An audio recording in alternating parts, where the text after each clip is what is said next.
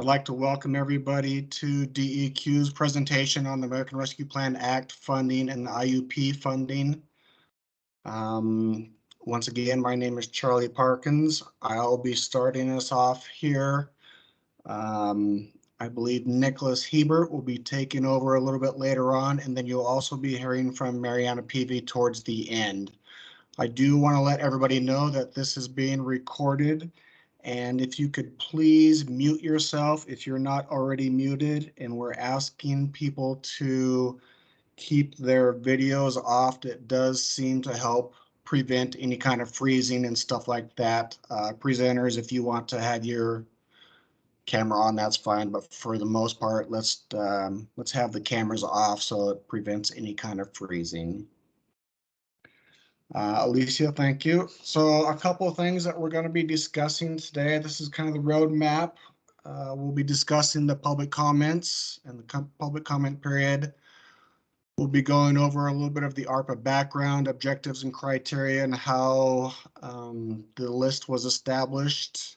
It was very much an effort combined with DEQ and Idaho legislators. We'll also be going over the ARPA list and the SRF priority list. We'll be discussing some important deadlines, some next steps. The ARPA funds have some very strict deadlines that we're not all that accustomed to compared to the normal SRF program. So we'll be discussing those.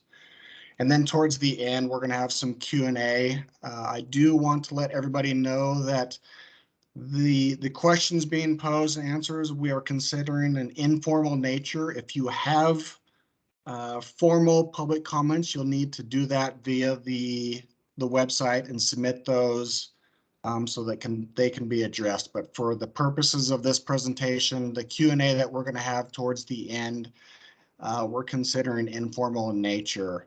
If you have questions that you want to submit and can't wait, go ahead and submit those via the chat. If we can, we'll try to get those answered in the chat. But if you want to just wait till the end, we'll just have a Q&A question or a session towards the end. Thank you. So to start things off, if any of you are familiar with the standard SRF program, every year we submit the IUPs and the grant priority list for public comment. We just put those out on the website, I believe last Friday, the 20th. They will be available for public comment through June 10th. The things that are on there include the Drinking Water State Revolving Fund IUP, the grant priority list, and then the same thing for the wastewater funds, the wastewater loan funds and the wastewater grant funds. So if you submitted a letter of interest, you'll be able to see where you fell on the list via that link on the public comment. We also have a link for the American Rescue Plan Act funds, showing kind of how we came, how those funds are going to fall out as far as kind of the background and what kind of boundaries were set between kind of the effort that I mentioned before between DEQ and Idaho legislators and kind of what they were looking for as far as how the ARPA funds were going to get distributed. So those are all available for public comment through June 10th. Let's see if you want to go to the next slide. So when we heard that we were getting upwards of several $100 million of additional loan funding, the program was very excited. If you're familiar with any of the other years, if we were to get this much funding, we could probably fund just about every project on the list, and that's usually not the case because we have limited funds. So going into this year, we knew we were going to have a large bag of money, and we really anticipated being able to possibly fund all the projects being submitted, because that's just something we've never been able to do. We usually only can fund, a handful, maybe up to 10 on both the drinking water and the wastewater list. But once we got the letters of interest, we noticed that our our hopes were shot down. We got a request for approximately $1.4 billion. Obviously, with the influx of money, we can put a pretty big dent in that. But we were blown away as far as the amount of money being requested in really the need out there throughout the state of Idaho, as far as what needs to be, improved as far as infrastructure projects. So we thought we had a lot. We thought we had a lot of money, and we thought we're gonna, wipe out a lot. But as it turns out, we weren't able to wipe out the entire list. We're still stretching the dollars, as far as we can. But we were really shocked as far as the amount of need out there. We weren't really all that prepared for it. Up next, I believe Nicholas is going to take over. He will discuss a little bit more in detail about the ARPA, and then Mariana will kind of wrap us up. So Nicholas, if you want to take over, I believe that is it for me. All right, thank you, Charlie. As Charlie said, my name is Nicholas, and I'm a water quality engineer with the grant and loan program with DEQ. So I am going to talk a little bit about the magic money, about ARPA. As Charlie alluded to, the governor's office and state legislatures have committed to allocating about $300 million over the next 5 years. So that's pretty exciting. And along with that came an intent of use statement. So this is really, really important. This kind of gives us DEQ the sideboards or the guidelines on how we can spend this money, how we can allocate this money, and ultimately how we can't. So this is really important. So this is part of the public comment information. If you look through that ARPA public comment documentation, and as you look through this, there's this intent of use statement. There's really 3 project categories that kind of come into focus. So the first one that kind of comes into focus in this language that we can see is all eligible planning grants. So this is really good news that this ARPA money can go to planning grants. Facility plans also, as they're known, really the backbone of being able to move a project from concept to actually shovel in the ground. So we're going to be able to fund planning grants with this. The second thing that comes into focus, or project category that comes into focus, is existing SRF loans that have cost overruns. And so this is also good news for us because, as probably most of us know, it feels like we're kind of in a bit of a tsunami of construction cost escalation these days, and I don't know anybody that sees an end to that right now. It's pretty astounding, actually. I heard the other day that a stick of PVC pipe has doubled in cost in the last 6 months, which is just hard to even fathom, quite honestly. So we will be able to cover some of these costs. We'll get into a little bit more on what that will look like a little bit later. The third project category that kind of comes into focus when you read this language, really kind of the lion force of what we're all thinking about, is that $1.4 billion in request, almost $1.4 billion that Charlie mentioned. And this is just for the construction and drinking water projects for the fiscal year 23 LOIs that were submitted in January of this year. And so these are kind of the 3 categories of projects that, as we looked at this intent of use language, that kind of came into focus for us, and that we began thinking about, okay, how are we going to allocate this ARPA money? How much goes where? And so as we kind of dug into the details, we began kind of developing a plan of how we're going to allocate these funds to these 3 categories of projects.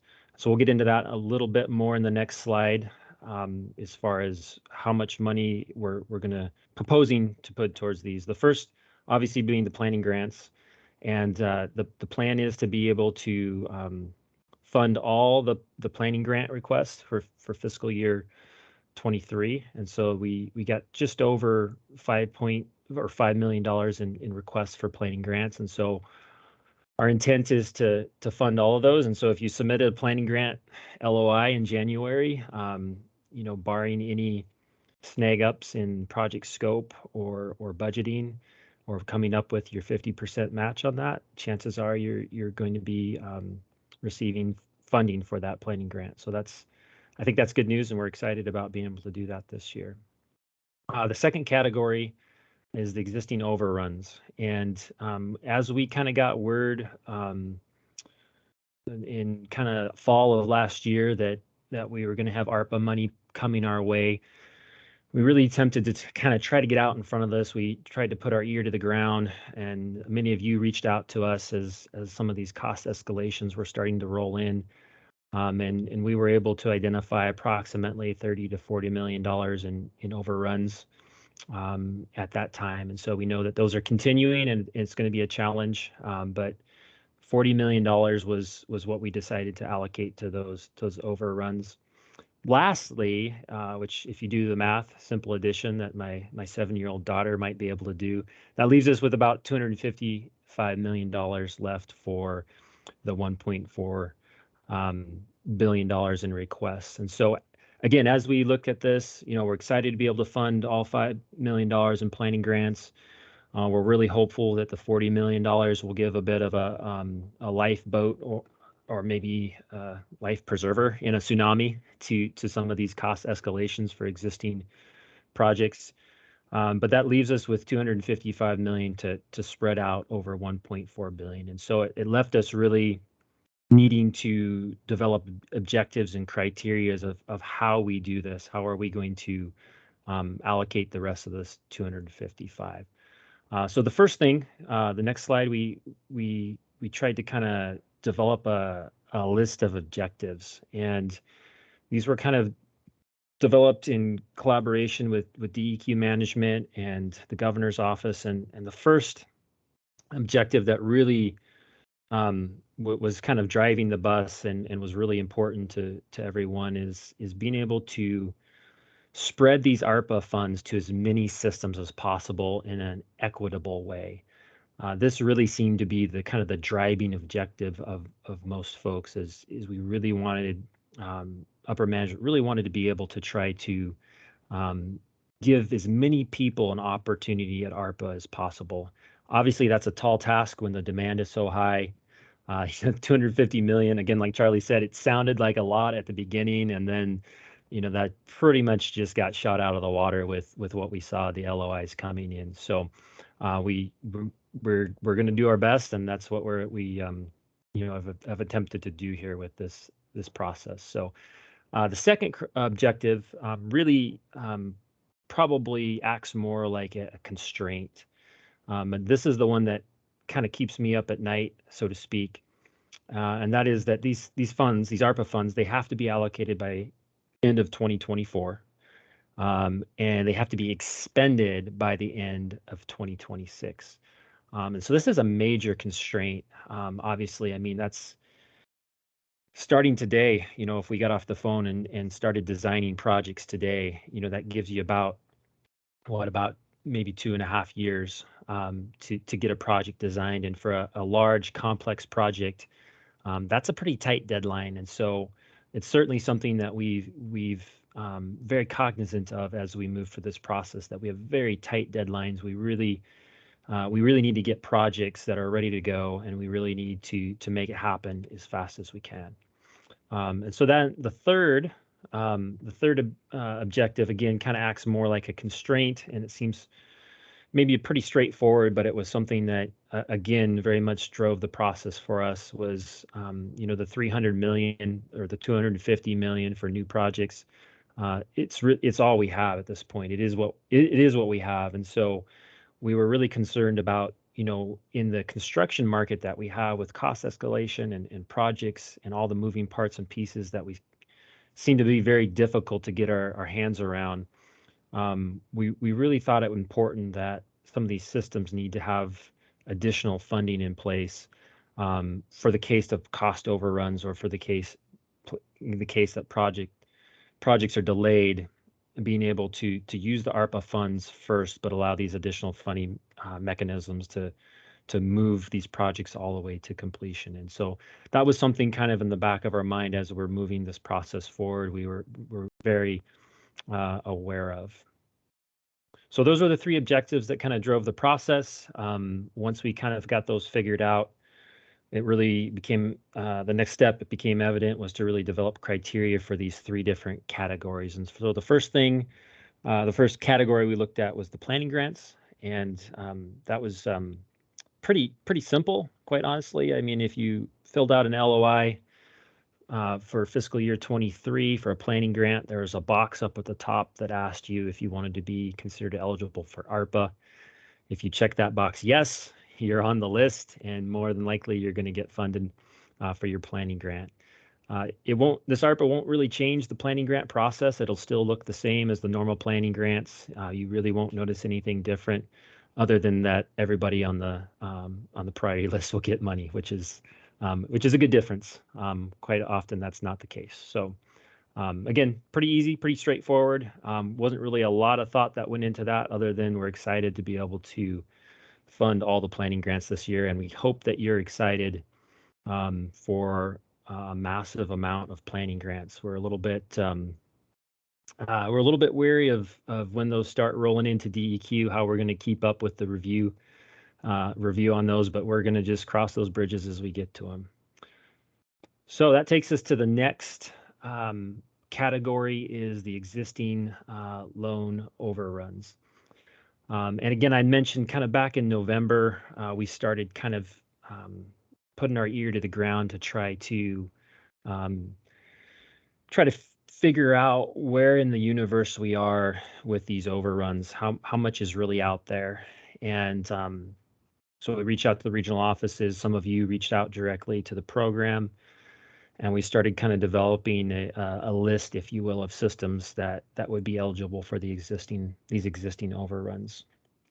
And the challenge that we're really facing, and that we knew was coming, is, where do we draw the line for these overruns? Obviously costs are continuing to escalate. We're continuing to see those overruns increasing, and so this is a huge challenge, and we realize that. And so for us, where we said we need to draw a line in the sand was that the LOI deadline of January 14th, 2022. And so if you reached out to us or communicated to us otherwise of a cost overrun, submitted an LOI for a cost overrun, I know a number of folks did that. We put you on this list for cost overruns, and so there's a dozen or so folks that made it on that list of cost overruns, and again, $30 to $40 million roughly is what we're planning to allocate to those. It's important to note here that we realize that these costs are continuing to escalate, and so when we're looking at escalation, it might be a combination of these two doors of reducing project scope and potentially utilizing ARPA. And we fully realize that ARPA is not going to satisfy all the cost overruns in the state. And we know, full disclosure, we know that there's probably other cost overruns that we don't know about of existing SRF loans. But again, we have to draw the line in the sand somewhere, and please reach out to us, continue the discussion.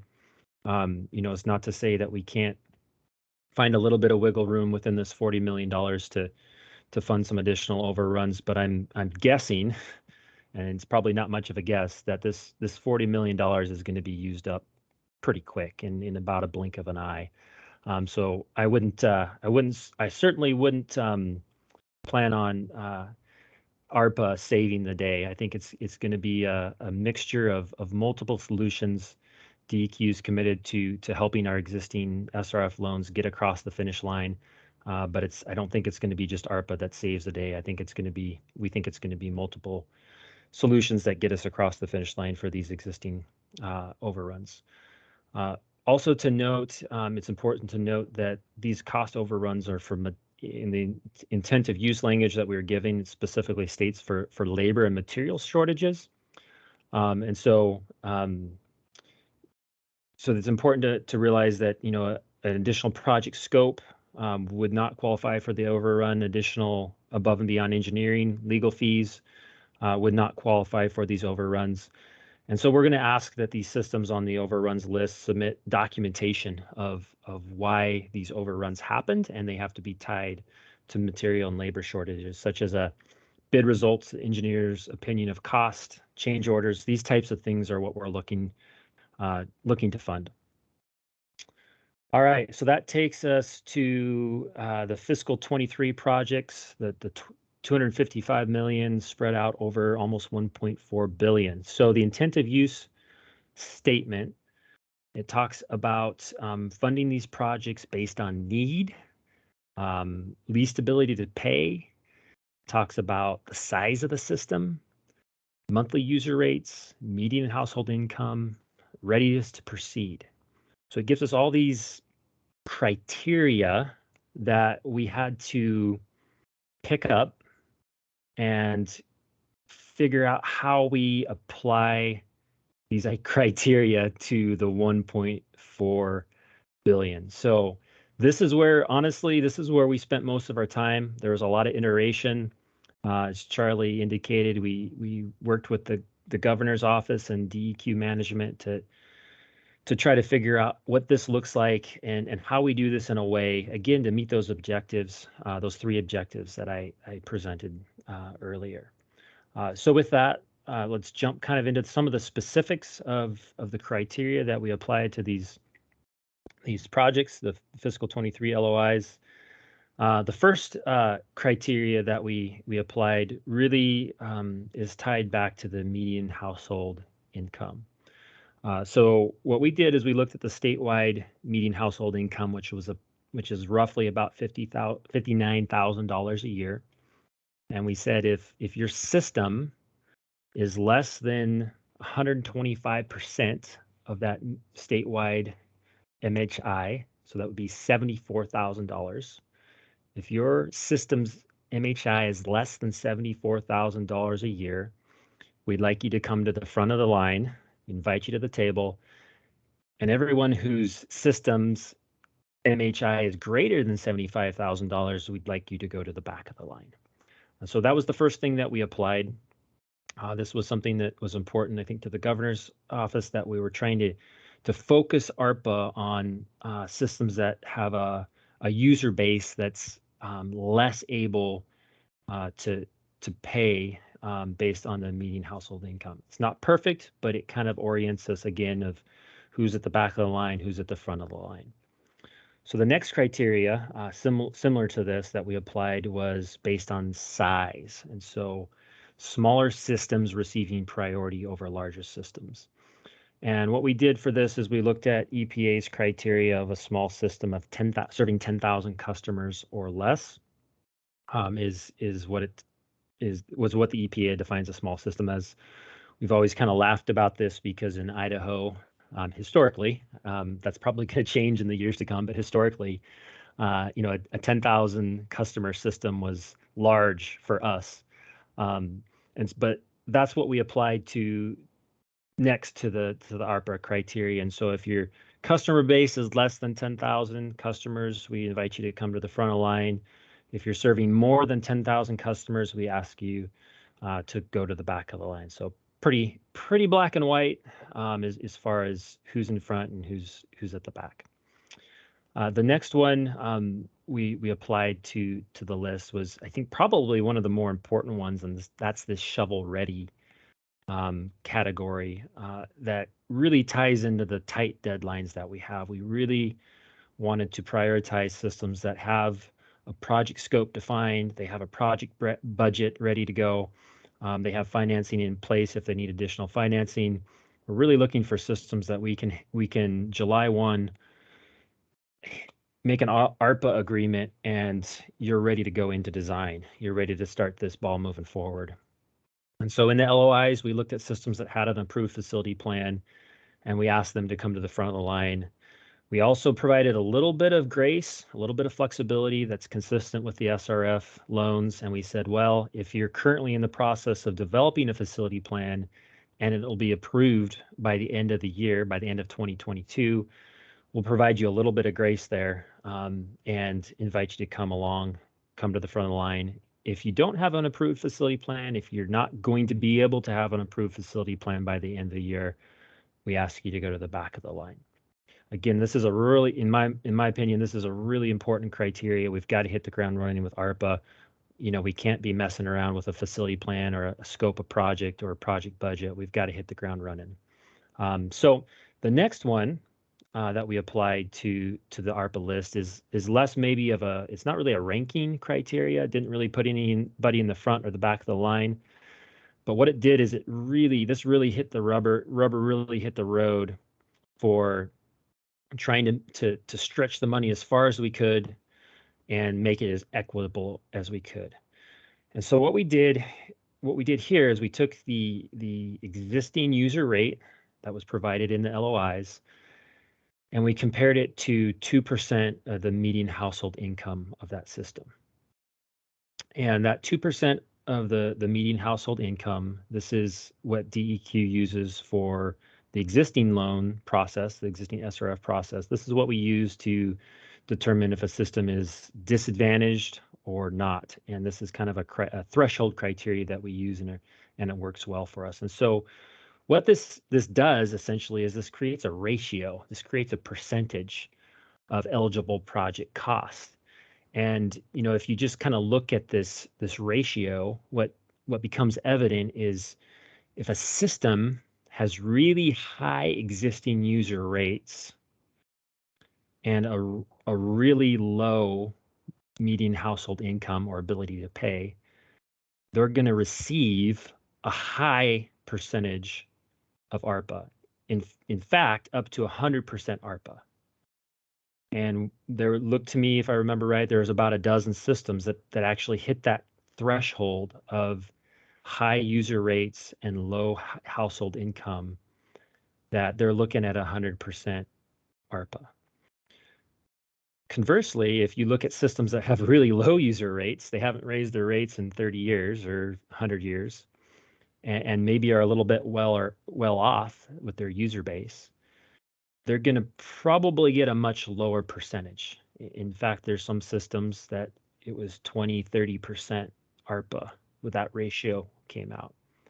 And so what this did is it tried, again, it's not perfect, but it really attempted to meet that objective of providing this equitable ratio of where the ARPA money is going.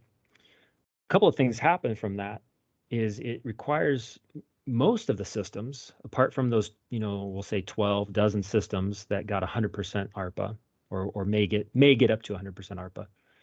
What the rest of the systems, that probably where you find yourself is you probably find yourself having to come up with some kind of match, some kind of funding package to fund the other percentage of your project. And so it also, you know, the governor's office and legislature really like this because it kind of requires some of the most of the systems to bring a little bit of skin to the game, right? And the systems that are really already overextended, what we would consider really disadvantaged, those systems will get 100% ARPA, but the rest, you know, you're going to have to bring a little bit of money to the table, or in some cases, a lot of money to the table. And so you're going to have to really look at this and figure out if this is a good deal for your system. If ARPA is a good deal for your system, maybe it's not a good deal for your system, but it's all based on this equation of the percentage. I'd also like to note at this point, I know we've got some questions, and I'll just preemptively kind of answer the question if you're thinking or asking is, you know, does that percentage amount, is that fixed?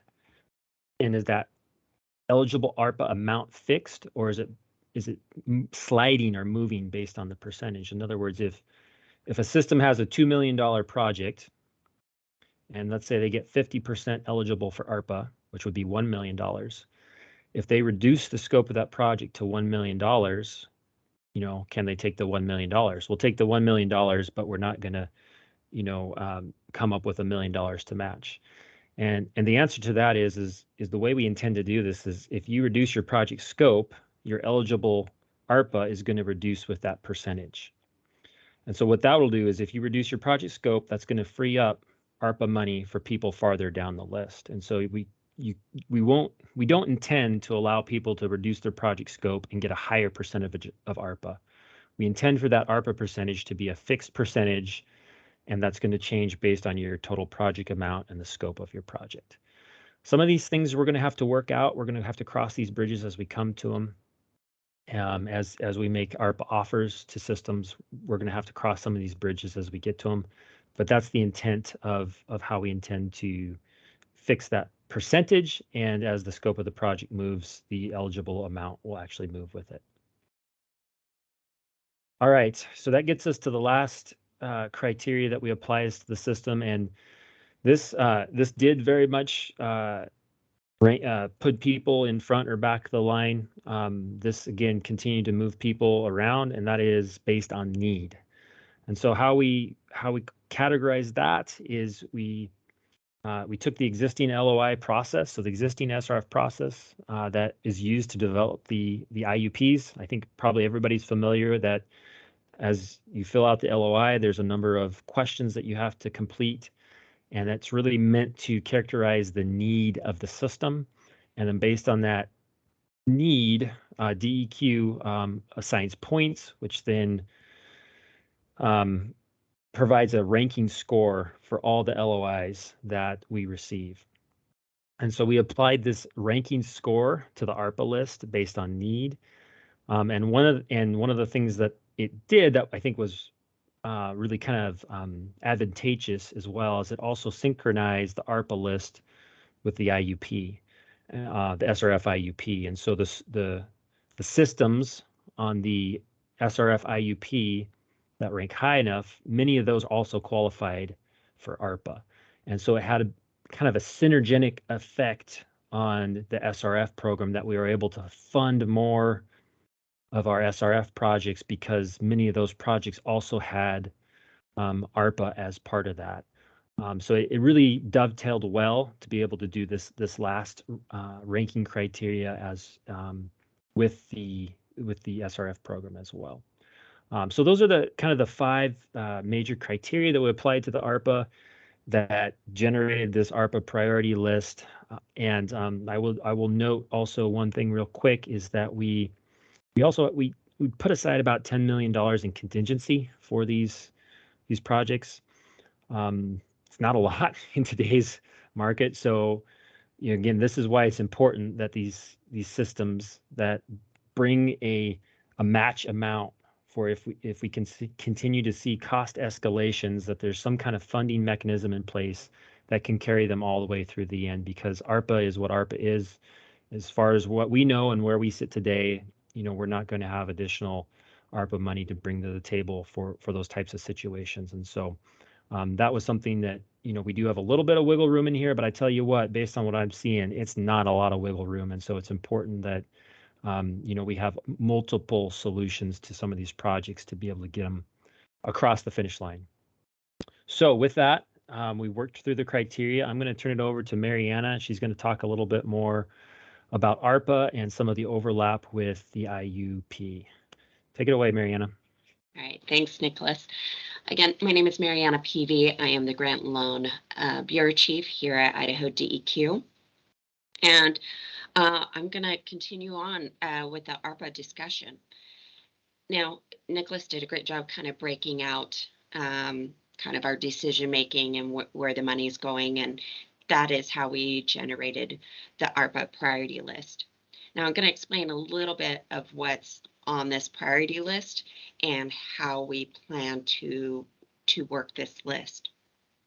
First of all, you may have heard, again, we were appropriated $300 million. Now, you hear the term over 5 years. One thing I'll kind of clarify a little bit on that is that the state is going to funnel the actual dollars to DEQ over the 5 years.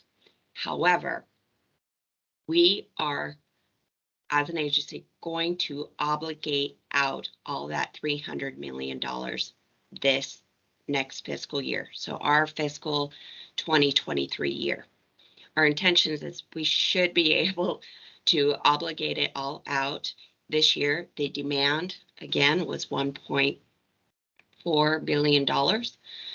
So there is a lot of projects on this list for us to reach out to. So if some fall off, we plan to move down this list.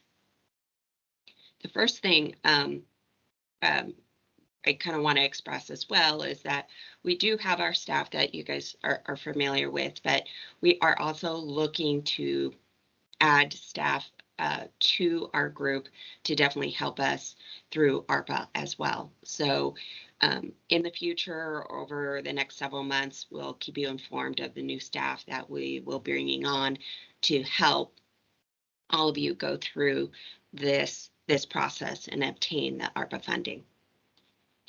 Now, on this ARPA priority list, one thing you will not see is the planning grants. We kept the planning grant priority list like we usually do. So the $5 million that we infused in, we took from ARPA, we infused it into our usual planning grant process, which is lined out by statute that shows we pay up to 50% of the planning effort.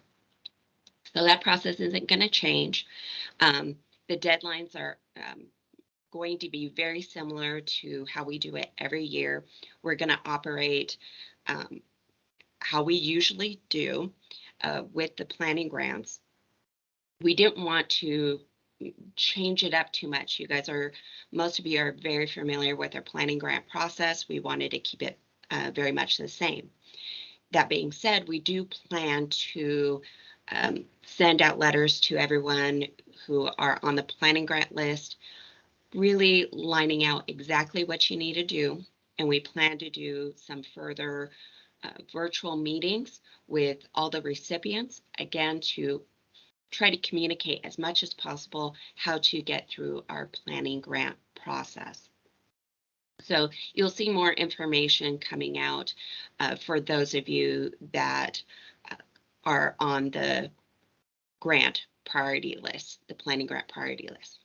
Now, on this ARPA list that's here on this screen, this is where we line out the existing projects that we are aware of. Again, Nicholas kind of lined out where we got those figures.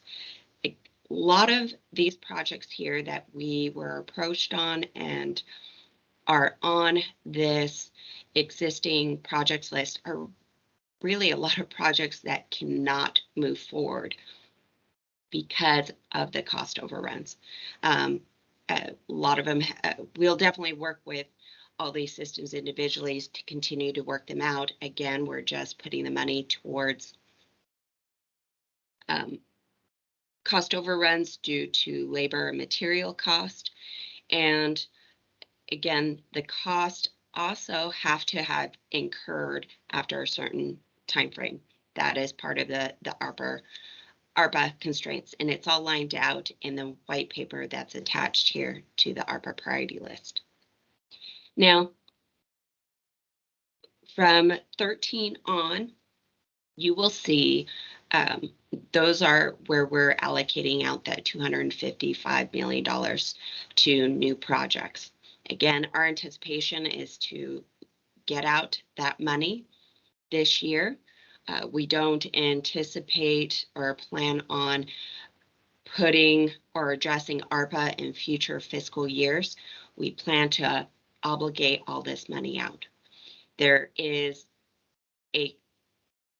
I know there's a deadline for obligation. However, we are more concerned with the fact that we need to expend these dollars by December of 2026.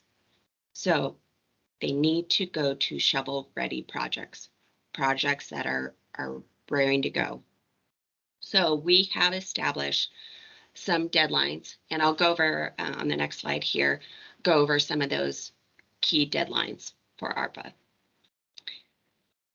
To the ones that we will be allocating out money to, we are going to send you a letter after we get final approval of this list, and we expect to get a response back from all the systems getting allocated ARPA money on your intention on receiving ARPA money. We want to see if you're going to take it. So that is essentially the first deadline that we would like to see met. If we have quite a few systems that are like, we cannot meet these deadlines, we are going to bypass on taking this ARPA dollars, we're going to move down the list. However, as we move down the list, we are going to expect that even those systems that don't have ARPA money allocated to them now, we're still going to want them to meet these deadlines. Because again, we need projects that are shovel ready. We don't expect to extend out deadlines further. We're first going to work the list and go down to the next project that is shovel ready to go. And they're going to get essentially the first dibs to ARPA money that got turned away from those that are currently in the fundable range.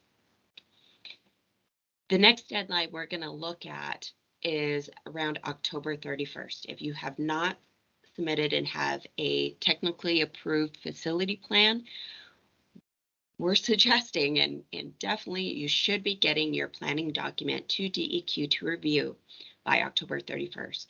We're expecting quite a few of these systems coming in to have their planning docs, facility plans reviewed, and we need, as an agency, time to review those planning documents so we can get to them essentially to a position where they are approved, so we can do contracts with these systems to get them ARPA dollars. The next deadline is December 30th, and that is we will be having an ARPA application that we need to us. We also need to see that a system has the legal ability to incur debt for their portion. So, as an example that Nicholas brought up previously, if you're getting towards your project 50% ARPA dollars, we need to see you can at least incur debt for the other 50%. Now, you might not quite have lined up who's going to fund you. You'll probably be talking to some other funding agencies or possibly a bank, but we need to see that you have the ability to incur debt for this full project. And in addition, say with that $2 million project example that Nicholas brought up, I want to explain that part of our rating process is we gave you points on that full project. Now, that, if you change up your project quite a bit and reduce it, it kind of messes with that SRF rating. So again, we're looking at what you submitted for letter of interest as the project that you will be doing for these ARPA dollars. If things have changed since that January timeframe, we will work with you, and you do need to work with the DEQ regional staff, and we need to know where that project's going, and ARPA will be adjusted accordingly. Lastly, again, by December 30th, we do want to see DEQ has approved that planning document. Now, go ahead and go to the next slide.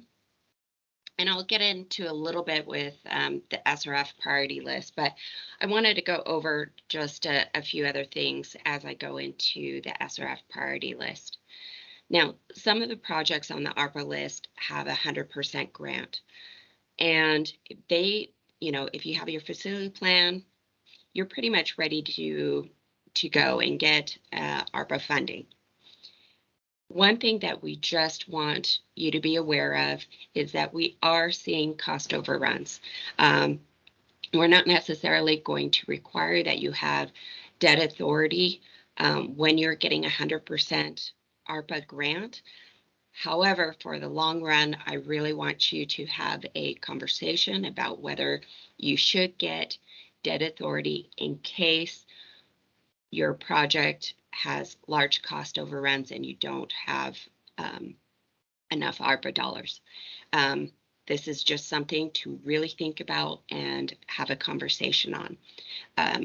We would think it's a good idea just to be ready to go out and get a loan if the project costs go high.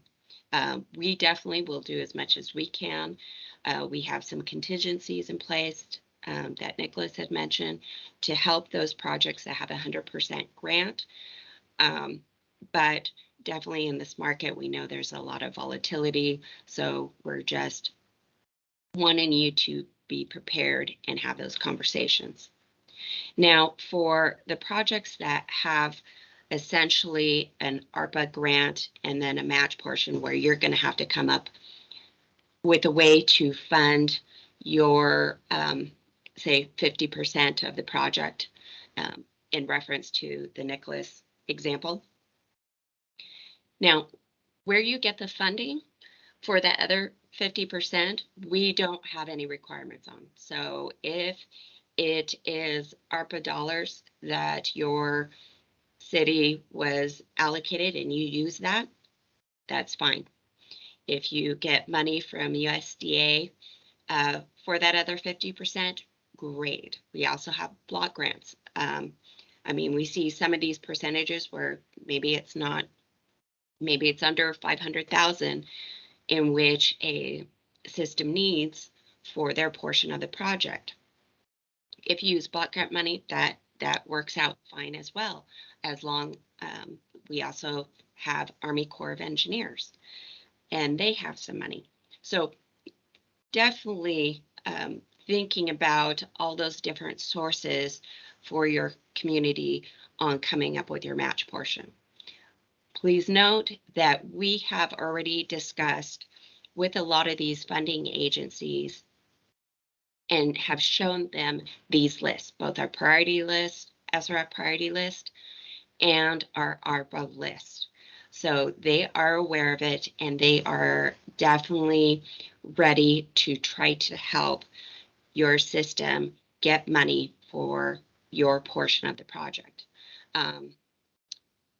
One funding agency I forgot to mention is Idaho Water Resources. They did receive about 50 million of ARPA funds that they are also going to put towards aging infrastructure, drinking water systems. So again, if your project's a drinking water system, you're looking at where to fund your portion, I would highly suggest that you also involve them in or reach out to them to see if you can get funding for your portion of the project. Now, one thing that we have done with the SRF dollars is we did line the ARPA dollars with how we do the SRF rating. So we worked, as I created the SRF priority list, the amounts that I put on our fundable list on our SRF priority list are the portions that the system has to come up with ARPA funding. So in the example we've been using, if it's a $2 million project, ARPA is covering $1 million and you rate it high enough, then you could possibly also get SRF funding for the other $1 million. So definitely look at these lists to see if you've rated high enough. So for your portion of the project, and with those dollars, you also could possibly qualify for principal forgiveness. So there are a few systems that maybe got 50% ARPA funding, and then we are funding the other, or can fund the other 50% with SRF dollars.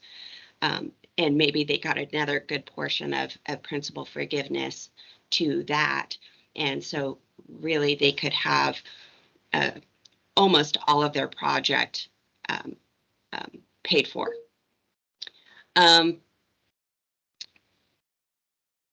One thing I also want to mention with these priority lists is you may have heard about the Bipartisan Infrastructure Law and or called EJA. Those dollars are, we have some supplemental dollars that was bumped into our SRF program.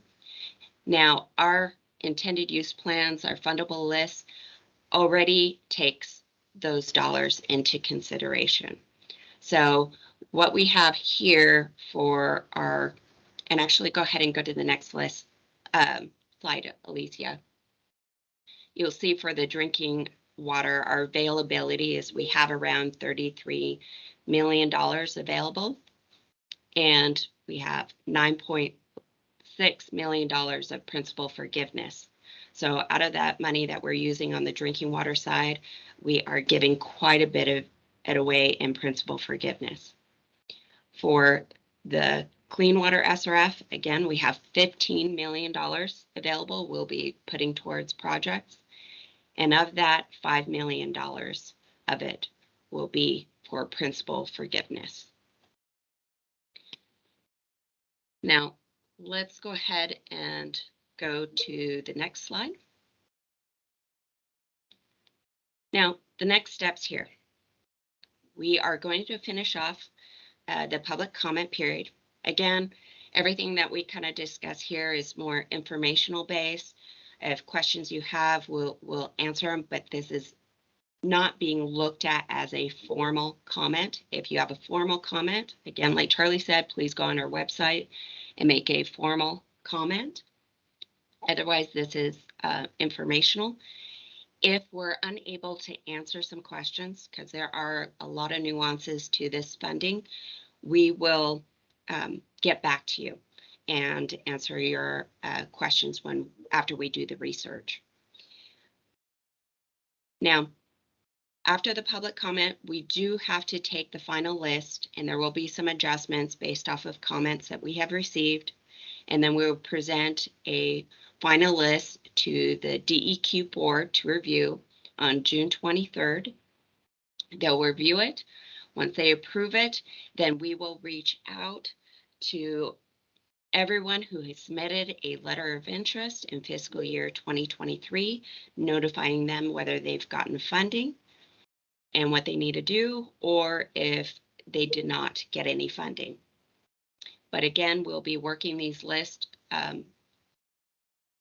very quickly as we can. And if there's any systems that bypass on the ARPA dollars, we will move down that list quickly. So that part is all I had for a presentation. And I'm assuming I'm going to have to answer a lot of questions, and Charlie and Nicholas will be helping me answer the questions. And I'll go ahead and let LaDawn kind of lead what questions we should be answering first. All right, thanks, Mariana. Charlie started answering some of them since we're running a little bit low on time, and we wanted to make sure that we got to all of the questions. So please look at the chat first. Mariana, I had a question from Amy. Can you clarify what funding stipulations apply to ARPA projects? For example, do Davis-Bacon wages or BABA requirements apply? That's a great question, Amy. And we are still working through the rules on that. And we've gotten duplicate answers on it.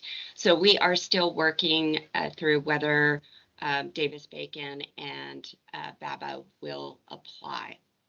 So when we get that answer, we will definitely let everyone know who is on the fundable list for ARPA, and clarify that once the lists are approved. But we have those questions as well, and we have already submitted it to Department of Treasury to find out that answer. And so when we get that back, we'll let you know. And then along those same lines, Ashley asked if an environmental review is required. An environmental review is not required. So for those systems that are getting 100% grant dollars, we can issue out that ARPA grant without having an environmental completed. One thing to keep in mind, we are more than happy to still do an environmental review for you, knowing that, again, if for some reason you need to go out and get funding, maybe you have to come back to us later for SRF dollars, having that environmental done is just going to make it easier for you, but no, it is not a requirement. Now, for those that have the grant match requirement, it really depends on who you're getting the other funding from. Obviously, if it's from one of the federal funding agencies, yes, you most likely will need an environmental completed. Thanks. And then Scott asks, does match funding need to be in place by 12/30/22 or just borrowing authority? Just borrowing authority. Definitely, I know that the other funding agencies are going to do all that they can to make sure you're lined up with funds for the project. But we're aware that, especially once you get this contract in place and start the design work, the design's going to take a little bit of time. You're going to have, we're going to want to expend the ARPA dollars first, but definitely I'm sure you're going to probably need that funding all lined out by the time you go out for bid. All right, and then Christina asks, will those systems that receive both ARPA and SRF be able to accept one pool but not the other without consequent reduction in the ARPA or the SRF package once finalized? Oh, yeah, we're not. If the system decides not to take SRF dollars, that is completely fine. There is no, it's just an option for the system. Those on the SRF priority list, if you're able to get a better funding package through another agency, you're more than welcome to go through that other funding agency and still get ARPA. All right, and then Claudia asks, if a bond for additional indebtedness fails to pass by the end of the year, will the system still be able to receive ARPA funds? That is a good question. And as of right now, our stance is no. We need projects that are going to be shovel ready. We need to get these dollars out quickly. And there are several projects on this list that are shovel ready. We are going to move down the list. Not having debt authority just shows that this project is not ready to move forward. Okay, another question from Christina. Will the ARPA application be similar to the SRF application? And will the ARPA application require the same supporting documents, such as required policy documents? Yes, we are trying to keep our process very similar to what we're already doing.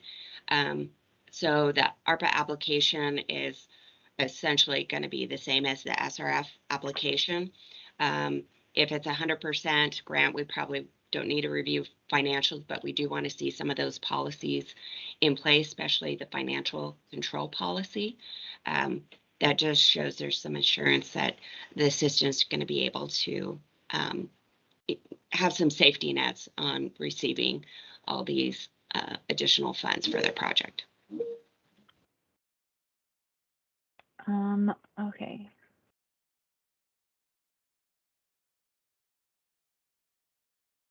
And then Brent asks, can FY22 SRF and FY23 ARPA offers be combined such that they increase the original funding amount requested as a way to prepare for overage?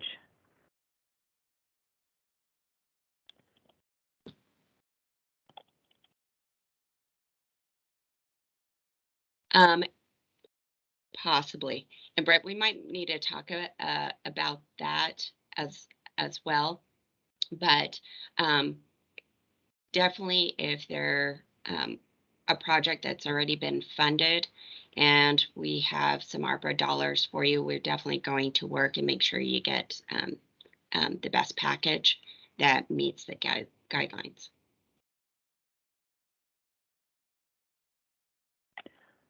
All right. I think that's all the questions that were in the chat.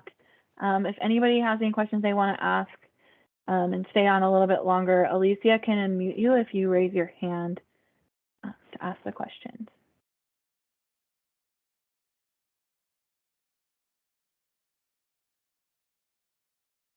Again, with all these questions you guys put in the chat, we will make a list of them and put it on our website, and maybe so that you can refer back to it again later.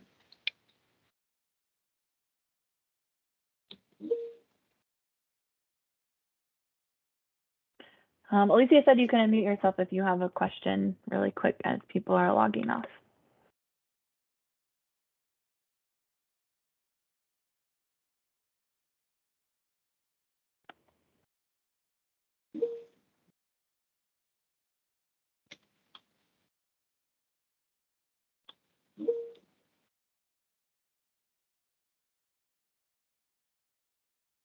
All right. Well, it doesn't look like there's any more questions. So again, thank you everyone for attending, and we'll get this on the YouTube page as soon as we can.